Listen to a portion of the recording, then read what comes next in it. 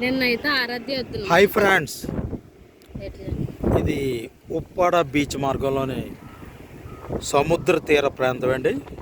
ఈ ప్రాంతానికి ఉన్న ఒక విశిష్టత గొప్పదనం ఏంటో తెలుసా? రోడ్డుకి ఇరువైపులా ఒకవైపు సముద్రం, ఒకవైపు పచ్చని పొలాలు. ఈ యొక్క ప్రపంచంలో సముద్ర మార్గం, సముద్ర తీరం ఉంటుంది, కానీ